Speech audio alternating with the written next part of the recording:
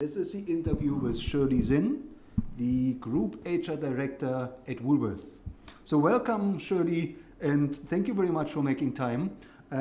Before we start, I would like to look at your personal journey a little bit. If you can tell us where you're from, your hometown, and where did you start your career? Thank you very much, Dr. Nick. I'm delighted to share a little bit of my story with you. So I grew up, first of all, I was born in 1961, and I'll give you the date, not so that you can figure out my age, but that you can figure out the context within which I was born in terms of the South African journey towards democracy. And so in 1961, we were very much still in the throes of the old apartheid regime. I grew up in a place called Steenberg, in the council houses, pretty much still in a very difficult place of despair, of lack of employment, of lack of opportunity, of lack of education, and poverty generally. And then, of course, you have the overlay of gangs and drugs and teenage pregnancies and those challenges. And for me, the messages that I was getting from my parents was all about, please do not get stuck in this place. Please make something of yourself. And so there was a whole lot of work and understanding for me as a young child to grasp what it actually means to make something of yourself and to not get stuck in the socioeconomic environment where there was absolutely very little hope and lots of despair. And so for me it was about having a vision, having a set of goals.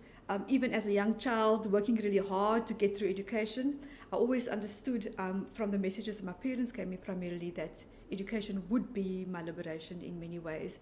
And so for me, I'm very passionate about what education can do and the power it has to make a difference to people's lives and to the world. And so that's essentially where I grew up. When I got to high school. Sorry, if I may quickly interrupt. What informed, you said you had a vision, you developed a vision at an early age. What informed your vision? What inspired you? And what was your dream at that age? So, the vision really was interpreting my father's words of making something of myself, making something from nothing. And that the seemingly impossible is possible. He would say these things to me. He would say, well, your goals are to pass every year and to work hard and do really well. Do everything with excellence. Be the best version of yourself that you can. These words resonate with me still till today. And I always felt like I was working much harder than the other kids who were out playing and just not too worried about their academic and their schoolwork. But for me, it was really focusing on completing every year and completing it to the best of my ability. The big aspiration, the big goal for me was to get to matric, because not many children from my community and neighborhood got to matric, maybe less than half. And if you're a girl, your chances are even, less of finishing matric. And I had committed to my parents that whatever happens, I was going to finish my matric, and then I was going to work and assist us with our finances to find a way out of this place that we were in.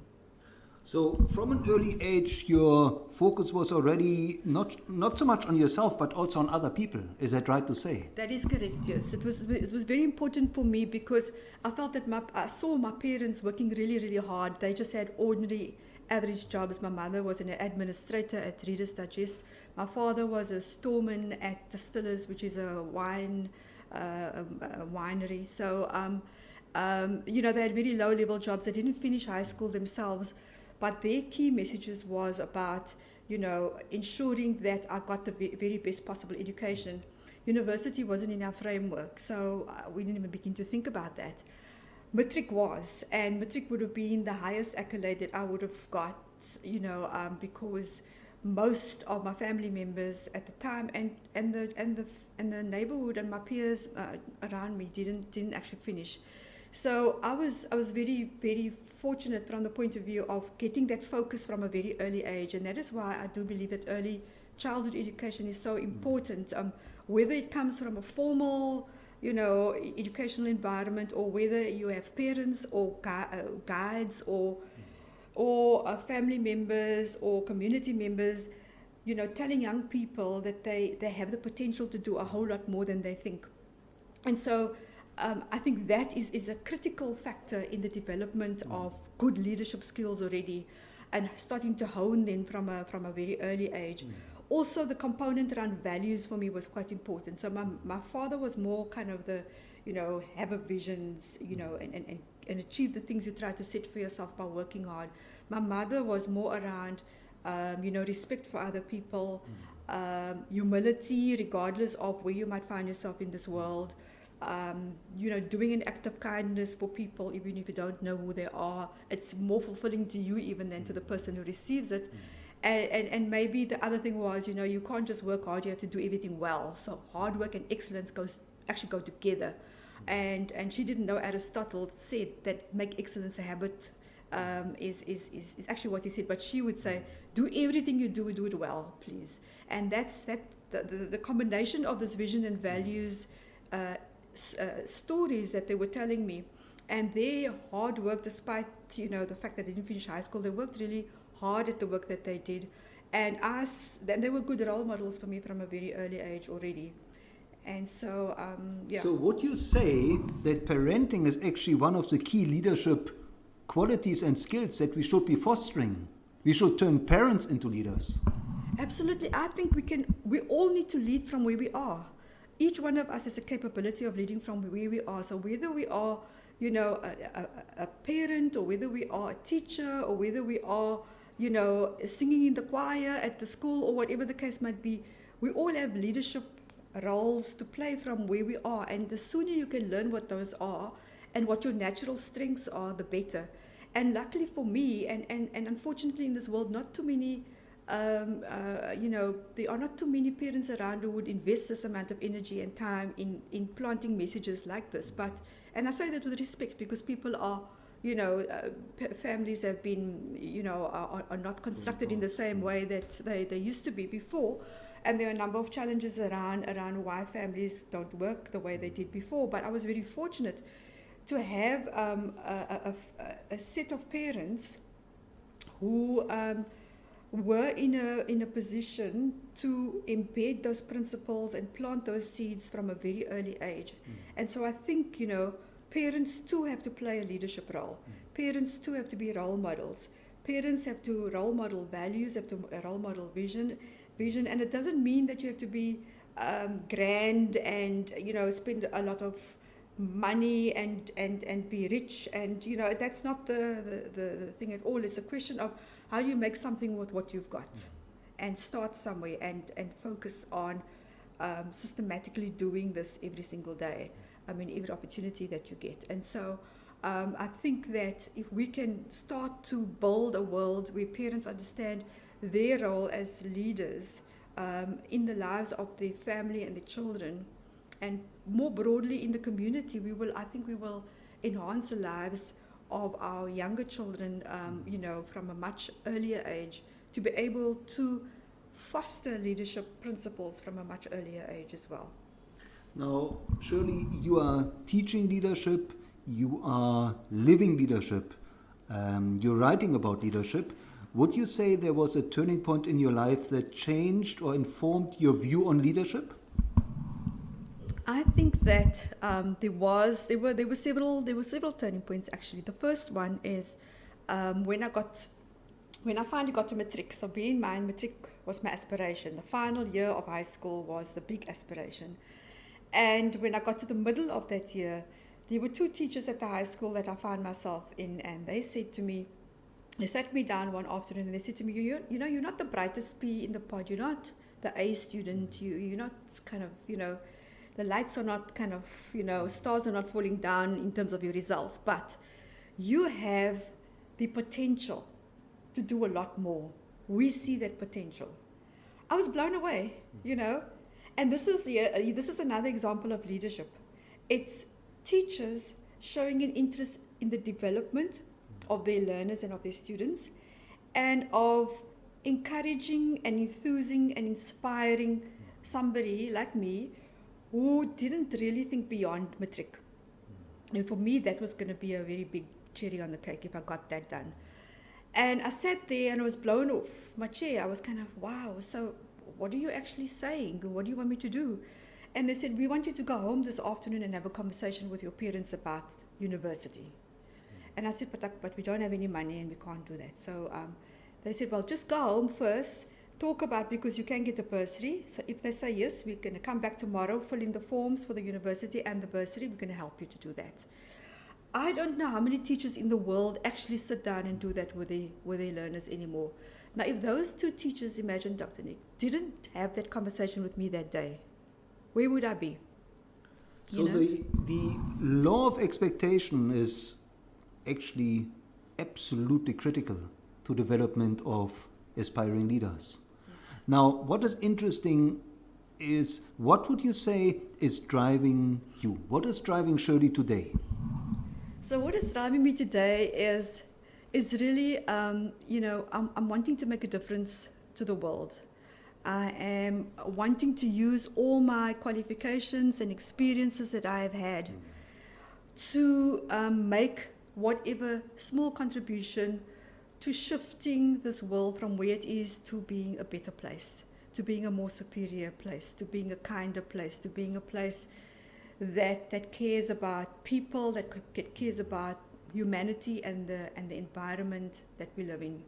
That's really what I am actually, quite deeply trying to achieve. So for every person that I can encourage and inspire to study further, for every young person especially, that I can help out of despair somehow. And I try to take this message as far and as wide as I possibly can. So I've spoken at many schools, to many matriculants, to universities, to corporates, to charities, just trying to get this message of hope and inspiration out there, because I think, we live in a world where we understand what the statistics are. We know what the opportunities for youth and employment is. We understand what the barriers and obstacles and challenges are, and the inequalities are.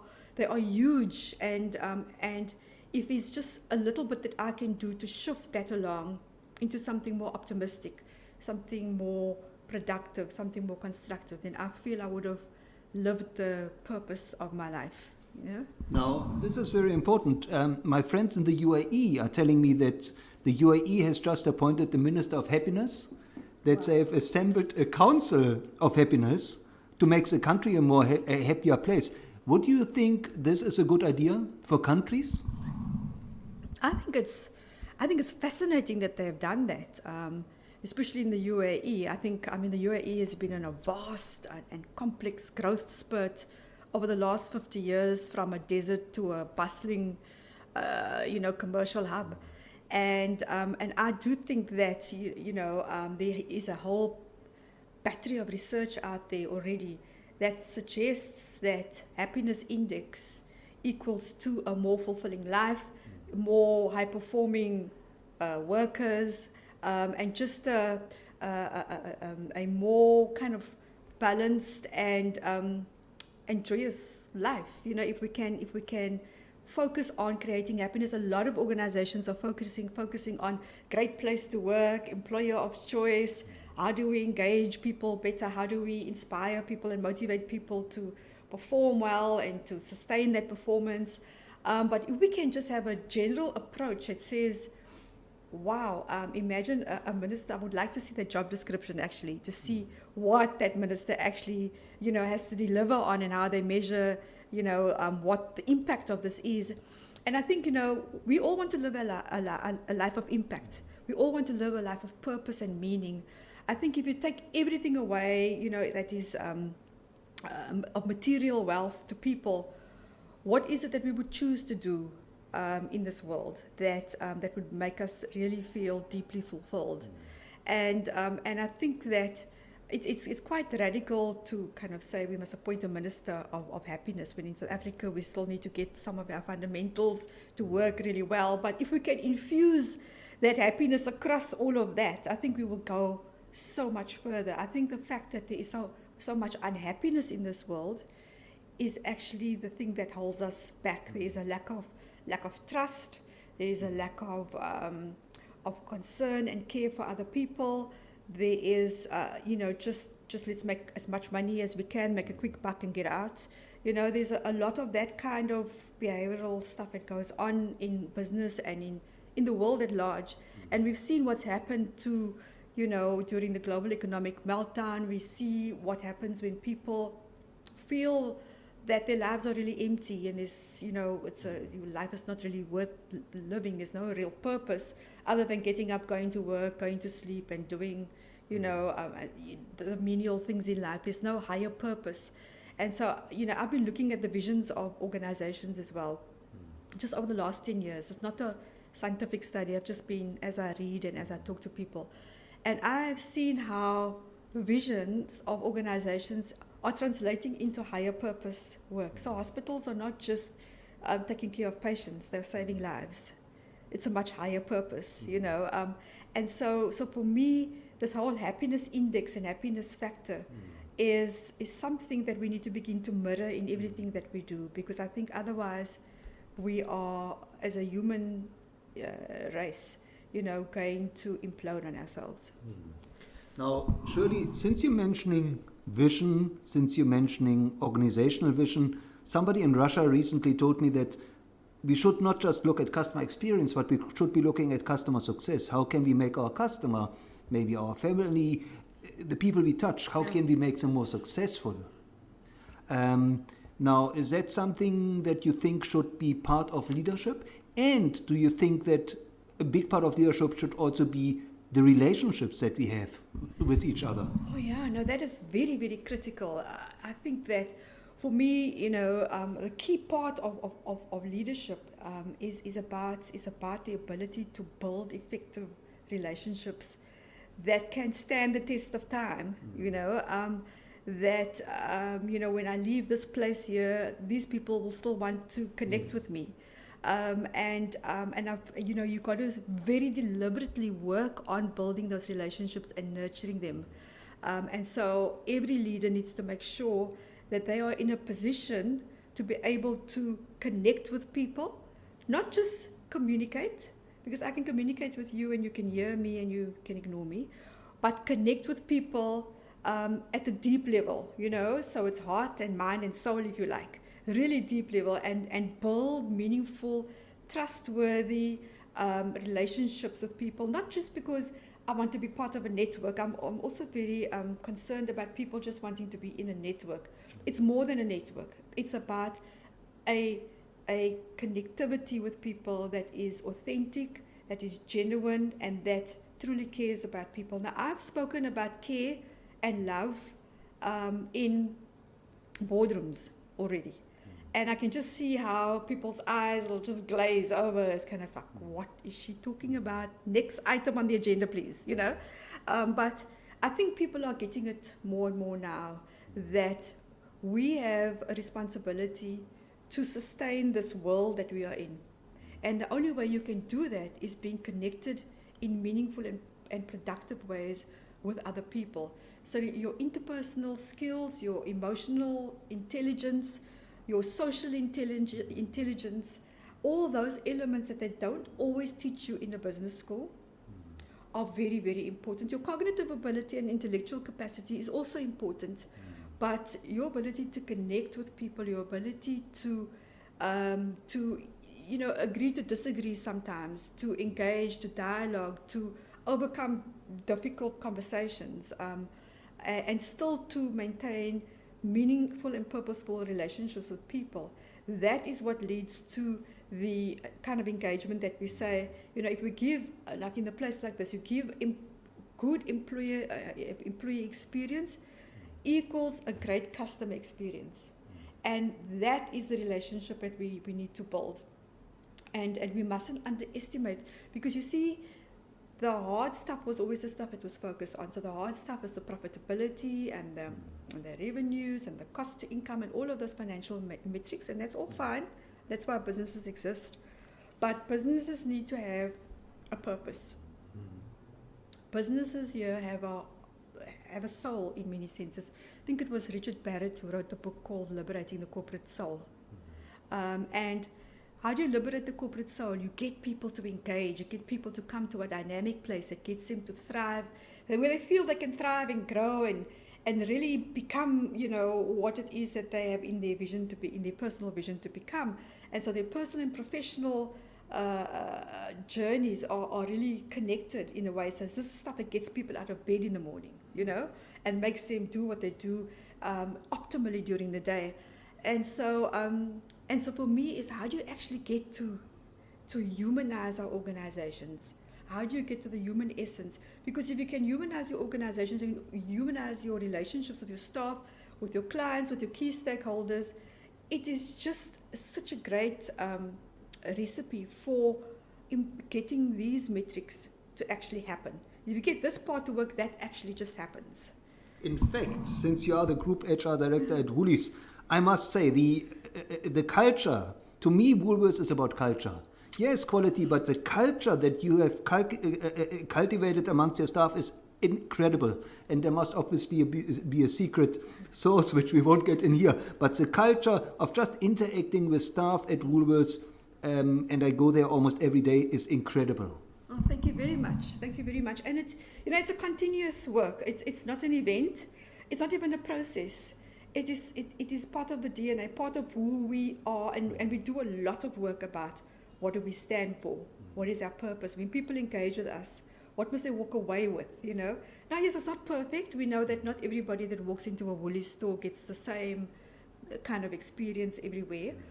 But that's what we're striving towards. We want people to have an amazing experience when they come into the store. We want people to feel that that this is an organization that truly cares for their needs, that customizes, that communicates, that's enabling them to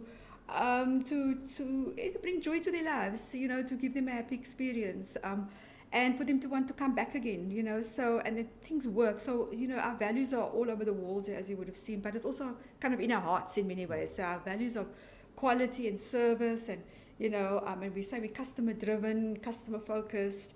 Those things are very, very important. And our staff here love this brand, just as much, I suppose, as you and other clients love the brand. And there are people who dislike it intensely as well. But I think the large majority of people love coming into the stores and enjoying the experience. Sometimes they can't afford to buy the stuff, but, the proposition is great in terms of the experience. And so we need to live that. And the moment we don't live that, our reputation immediately will go down the drain. And we live in a very complex, paradoxical world. So leaders also need to understand that, they need to live with this ambiguity and complexity and this paradox, of what it actually means to navigate, some of the challenges that we face trying to build organizations like this. This organization was a family-owned business. You'll see it's 85 years old. You would have seen it when you came in, celebrating 85 this year. And it has become, from a family business with a deep legacy, to, a huge commercial global business with huge acquisitions in Australia in particular. And my job was really to try and get the integration, synergies, and particularly this, who we are, what we stand for, what is our purpose, what is our shared vision and culture, how do we make that work across the piece. And it's been a very exciting journey for me, from that point of view. So would you say that the culture is possibly your greatest asset at Woolworths? And managing that culture and nurturing it and cultivating it and growing it? Yeah, now I would say that culture is a huge, if not the biggest, component of the success of the Woolworths brand over the many years. And so when people come into Woolworths, that's what they expect. That's what they're looking for. And we focus a lot on nurturing our talent pipelines. We also look for those qualities when we recruit people. So all the way through from how we acquire our talent to how we reward, how we recognize, how we performance management, the whole process, the whole experience for staff is really nurturing and enabling them to grow and thrive in this environment, which is essentially based on the values of quality and service to our customers. And we have, values-based leadership programs here and in Australia that is based on the pillars of our values. So values, the values is the first kind of fundamental step to building the culture. And the question is, so what kind of culture do we want to create? And it's informed by those values. Those values are infused, and the culture infuses also right through everything we do. So it's right through our systems, processes, products, people, clients, stakeholders. Everybody must feel it when they engage with us. And that's really what we're trying to achieve. Now, let's go back to your personal leadership journey. You left off at the matric. Where did you go from matric, and then where did you start your career? So, I listened to the teachers, and I went home and had the conversation with my parents. And I knew what it would be. It would be, we don't have the money. You know, education at university level takes time, takes money, both of which we don't have. So what you need to do is you need to go and work weekends, firstly, and you need to get a bursary, and you need to pass every year. So you can't fail, because if you fail, then you must find a job. We don't have the capability to absorb that. So you can live here and we'll feed you and you'll have a bed to sleep in. So I actually worked at Pick n Pay as a cashier, interestingly enough, while I was studying. And I was at the University of the Western Cape. I was a first year student in 1980. And in 1980, I'm not sure if you were in South Africa, but you would recall that we had the first of the educational uprisings in South Africa, which was a huge marker on our journey towards democracy. And for me, it was the very first time that I figured out the relationship between my socioeconomic circumstances and where I grew up, education, the political environment, and the economy. I suddenly started to connect those dots, and I realized what the storyline was as I connected those dots, and became a little bit of an activist during that time as well, because I then saw the social injustice, and I then saw what needed to be done to shift this. And so I got involved in a little bit of that. But classes essentially stopped in May of 2000, and we didn't have any classes. Classes started again in September. My parents actually then said to me, you know what, this is not what we signed up for. You must just go and find a job. Just cancel this whole university thing. So I cancelled my registration and I cancelled my bursary, and I tried to find a job. And I went for a few interviews here and there for admin type jobs and post-matric kind of jobs, and I couldn't find anything. So in September, I went back and I cancelled my cancellation. I said, please, can I come back? I want to finish, And I think there was something within me that began to buzz, that began to say, this you have to finish. You're going to focus and you're going to do this as best as you can.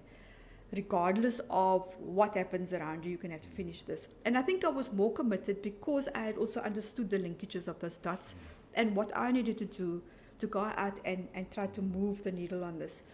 And so I finished my first degree, and I majored in English, Latin, and sociology. And I did a diploma in higher education, which essentially qualified me to become a teacher.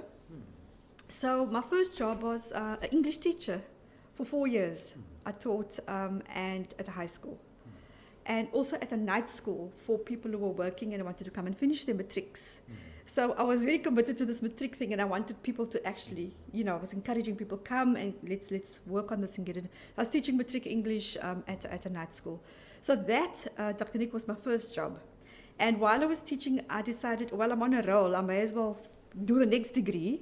So I wasn't planning to have an academic kind of life. All I was excited was about that I'd actually broken a barrier for myself, and I wanted to do the next thing. So I did an honors part-time through University of South Africa. I got through the honors, and when I finished my 4 years of teaching, I went on to be a lecturer in teacher education at the University of the Western Cape in the education faculty. And I did that for about 10 years. While I was there, I did a master's in adult education action research. And it was very exciting for me because, bearing in mind, I didn't have an academic, intent in mind at all. And so I just felt, wow, I can actually do this. And so sometimes you have to also believe in yourself. Other people sometimes have more belief in you than you have in yourself in terms of what you can and can't do. And sometimes we are also our own worst enemies because we tell ourselves about things we can't do. So anyway, I finished that master's, and then I applied for a scholarship to Harvard, which was also way out of my husband's mother. She did a little snippet out of the newspaper, and essentially it was Harvard South Africa Fellowship now open for applications. And I said to her, do you really think that I can go to Harvard? Are you serious? Do you understand what Harvard is, And she says, you can do this, nothing ventured, nothing gained, so why don't you just apply and see what happens?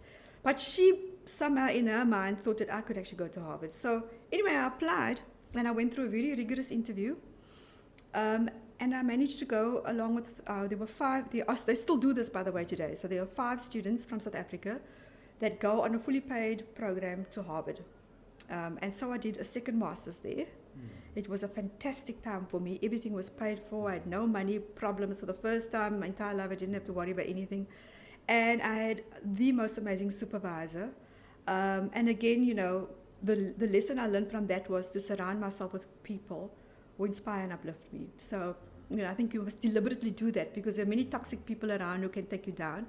But he was saying to me, no, you need to apply for the doctoral program. And I was kind of, no, sir, I don't think I can actually do that because I need to get home. I didn't intend to come here and stay here for this long.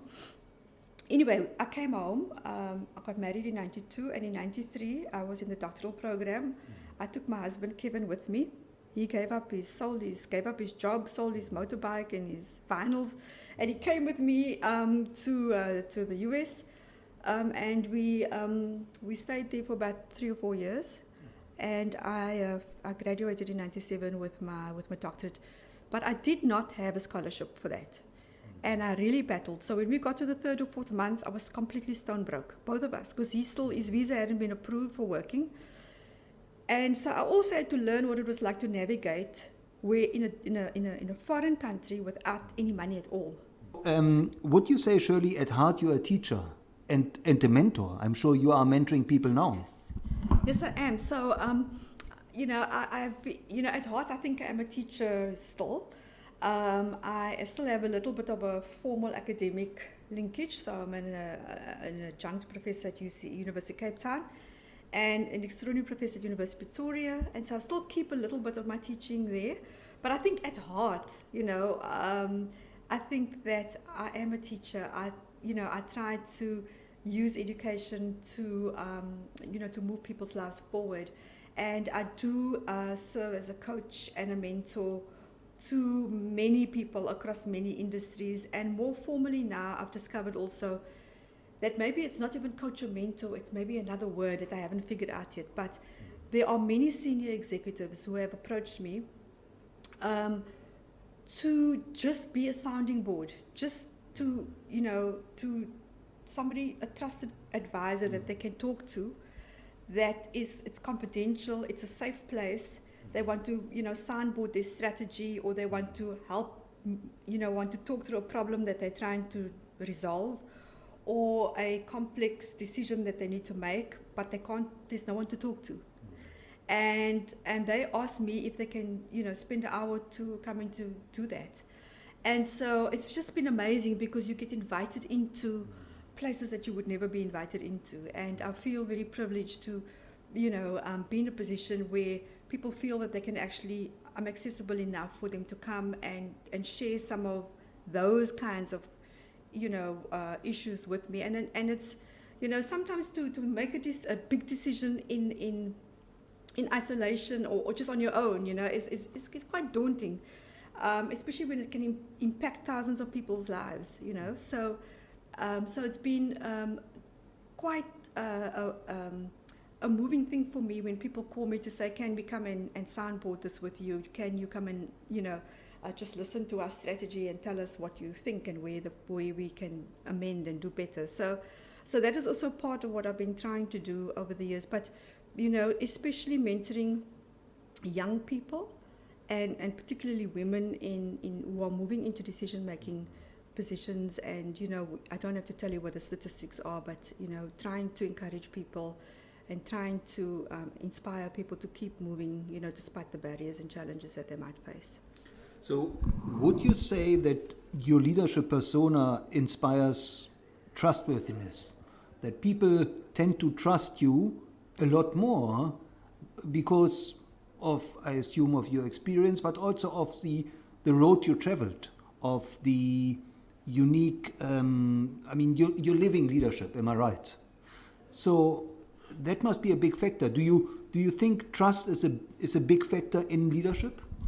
I do believe that trust is probably the number one factor in leadership, and I think what we're seeing right now in the world is a huge deficit of trust in leadership. We need to rebuild the confidence in leadership again, because people are looking at leaders around the world and saying, and shaking their heads in disappointment because they can't trust them. Because when they have trusted them, they've been disappointed. And leaders have promised and they have not delivered on many of the promises that they make when if there's an election, you can make lots of promises, but when you're elected, you don't deliver on those promises. When you're invited into a company, there are lots of promises that people make to you, and when you're in the company, none of them seem to be delivered. So people have a problem in terms of the basic, element of trusting people. And when you haven't earned trust with people, you only have chaos, really. And you have people who are unfocused, and people who are always covering their backs because they're not sure what can happen to them next, and a lot of fear and anxiety in the system. And so I think that the more you can build trusted relationships with people, the better you will be in terms of your leadership capability and your ability to take people along with you. And so for me, that is very, very key. And a trust deficit is a huge problem, particularly in nations and in countries where, we look to leaders that we've appointed to make a difference to poor people, to make a difference to education and health and all of these things. And then when you see how self-interested people are, and then, other things like corruption and unethical behavior creeping in, I think that, we have a huge challenge right now on this planet. We really need to find a way to actually start to address this very pertinent issue around trust. So, looking at the future of leadership, would you say that leadership has to catch up with technology? Oh yeah, there's a big element here. I mean, the world obviously is moving at a rapid pace in terms of technological advancements. So now we have, disruptive digitization, we have, big data, we have, social media, we have in education, massive online open courses that you can do. So it's, you have apps, you have mobile devices, so we can't be having the same approach to leadership in a world that is changing so significantly. I think your core values are probably the most important anchors as a leader, but I do think that as a leader you need to be relevant, and you need to appreciate the super changes, the hyper changes some people are talking about that are affecting the world, and that you don't have to be an expert in technology, but you have to appreciate that technology is changing the way we do business, the way we behave, the way people want to be connected with a business or with each other. So I think that it also comes down to awareness of impact, and how you're communicating with people. So I think you need to be technologically savvy. You need to surround yourself with people who are able to think this way. I mean, if you begin to think about the workplace, and you think about, something like 70% of workplaces are now millennials, people who are, under 35, they're in a whole different space, but leadership in the typical hierarchy of organizations are 65, and they don't always resonate or communicate well or appreciate where this new thinking is coming from. And unfortunately, it's not only your employees that are in this age group, it's also your customers, and so how are you adjusting and adapting and being agile in this new world of work, and understanding that, because we always hear, especially in organizations that are relatively old and established, but we've been doing this like this for the last 20 years, So why do we need to change it? You know, you need to change it in order to be relevant and to be, you know, in the present and planning for the future. And I think that we need more of that, you know, futuristic thinkers that are building future fit organizations. Because if we don't, we will not be there in the future, because there are other organizations that will overtake us. So what would you tell aspiring leaders they should study, they should look for when looking to become leaders of the future? You know, I think I've done, you know, a little bit of work on the evolution of, you know, MBAs and executive development programs. And, you know, before, executive development programs were all about, you know, you come away from your workplace and you sit in the university, in the classroom, and you have a few professors teaching you, you know, some great theories of business and economics and finance and all the rest of it. And then you come back and then you carry on doing what you were doing before you left, right? So we want that model to obviously change, because people learn from wherever they are right now. That's the impact of social media and technology and digitization. You can learn from your mobile app. Content is readily available. You can just Google anything you need to know. So what is if we want to educate and train leadership, you know, what are the new leadership development approaches that we need to take? And most people are choosing to learn from where they are as well. You know, you don't want to go to a classroom. You don't want to be away from the workplace for days at a time. So it's about action learning. It's about learning from where you are. It's about learning from other people, from role models. It's learning from your peers, even learning from your competitors. And it's just in time learning. It's not, you know, a whole, you know, theoretical component and then you go and do a practical component. It's more infused and it's more blended, if you like. But it needs to be moving with the times. And so it's not just about classroom learning. It's about, you know, learning from others, learning, you know, learning just as things evolve. So you've got to stay on top of your game. So I'm saying to people, you don't have to do all the degrees that I did necessarily, because I still have to keep on learning too. Every single day, you ask me a question, I have to do my research, I have to do my preparation. If I go to a board meeting, I have to write a paper. I have to be able to confidently speak as an expert to my paper. How do I become an expert? I have to stay above all of the latest global trends, and I have to be able to speak with, you know, in a compelling way and persuasively, and be able to influence the thinking of other people, to lead them to good decisions that, you know, make their strategies work. So programs need to be customized, sometimes need to be personalized. And I think that I'm also seeing a lot of mentoring and coaching, you know, starting to happen at this senior executive and top leadership level in big organizations. So that's becoming far more prevalent. I know that, you know, educational institutions are also competing with consulting firms now, you know, are also producing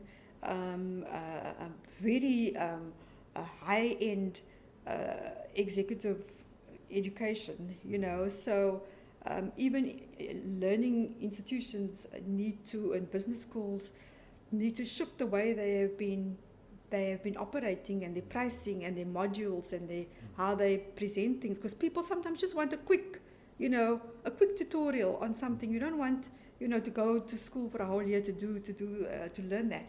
But I think what is at the core of what I'm saying, continuous learning, is very, very important. You have to commit yourself to continuously be learning, and you've got to invest in that learning for yourself, because sometimes your employer isn't going to pay for you. You have to find a way with all to do that. So self-learning is becoming more and more important.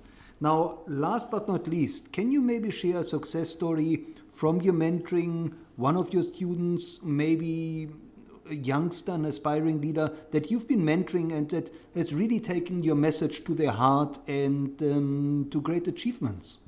Oh, that is such a great question. I was so humbled, almost in tears the other day. I was doing a talk here at Accelerate Cape Town, and we were talking about talent and retaining good talent and diverse talent in the Cape Town area, and the challenges that we're particularly facing here. And there were quite a lot of people in the room. And so at the end of the session, somebody walked up to me and he greeted me and he said, "You don't remember me, do you?" And I said no. And I was trying to look and see who this was. And he said to me, "You taught me English when I was in standard 7, which is grade 9. He said he was Afrikaans speaking, but I taught him English. And he said that there were a few things that I had said to him. In fact, I had said to the whole class during that time that really inspired him to educate himself. And he came from a very, very poor and disadvantaged background in the Cape Flats here in Cape Town. And I said to him, "What is your name?" And then when he said his name, I remembered who he was. And then he said to me, he's in a senior executive here at KPMG, and he's started doing his doctorate. And I was absolutely blown over, you know. And then he wrote me a long note afterwards, and I haven't seen him for about 30 years. And so I have a lot of these kinds of stories that have been just so amazingly uplifting for me that, you know, we don't realize the power of our own words sometimes. And sometimes it just takes a few minutes to say something to a person, to plant a seed, to make them see, wow, I can actually achieve these things. And I might come from a poor background and I might have a lot of adversity come my way, but it doesn't mean that I just need to stay there and give up, you know. And so I was very amazed at the story. And there have been a couple of others, especially since the book has come out. People who I don't even know, they will call me and they will say, "Because of your talk or because of your book, I've made a decision to do something that I've been deferring for a long time. And now my business is flourishing. I should have done it a long time ago. I love what I'm doing," you know. And so it's that sort of narrative that is that's just been amazing for me as I try to help people every day with these decisions that they make. So Shirley, in wrapping up, would you say everybody needs that kind of mentor or even guide, a little bit of a hand up? And where can people find your book, and where should they connect with you on social media? Oh, thank you very much.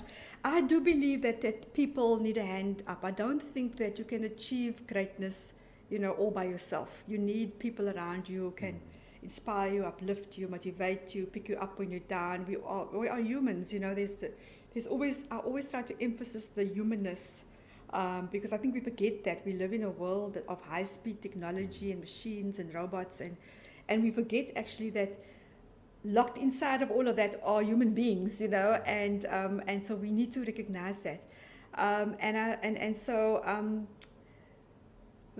Just to answer your question, in terms of social media, I'm active on LinkedIn, on Facebook, on Twitter, as well as the book can be found for people overseas, especially Amazon.com. In South Africa, takealot.com, and at Exclusive Books nationwide. And if you can't find it still, you can drop me a note, and I will direct you, to where you can actually find it. Now, your book is about your personal story and what you learned from life, right? Yes. Can you tell us a little bit more about your book? Okay, thank you.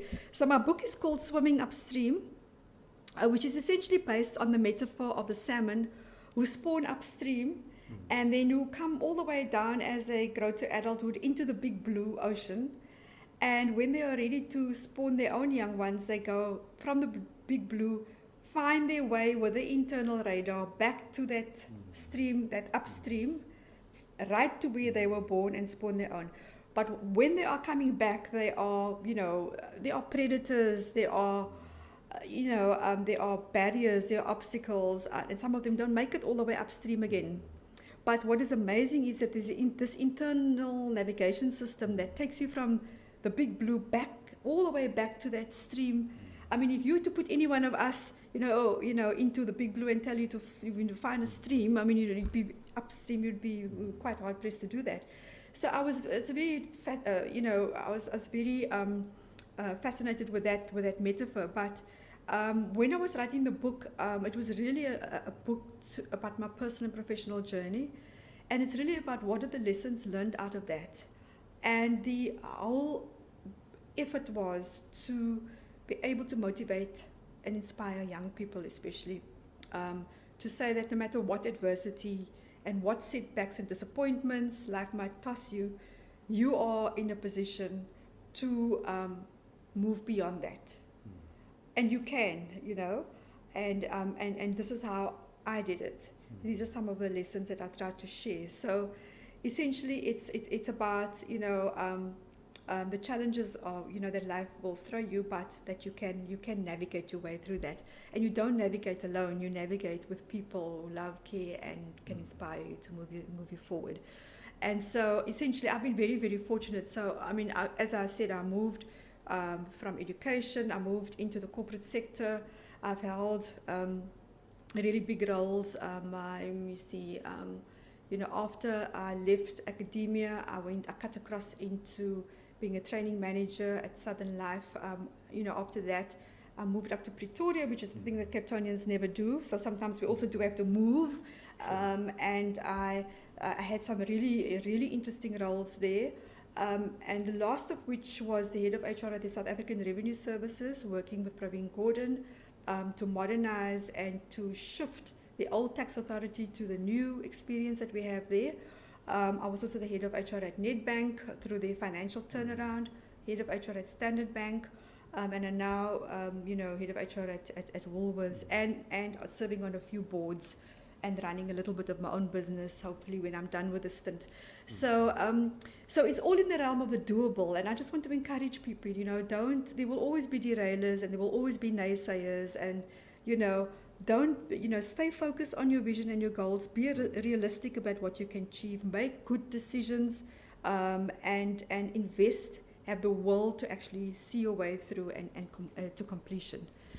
So your book, Swimming Upstream, provides inspiration and instruction. Am I right?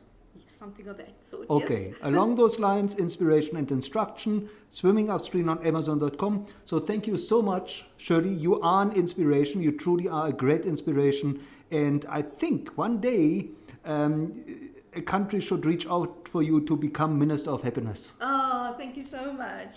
Thank you. Thanks, Shirley. Thanks a lot.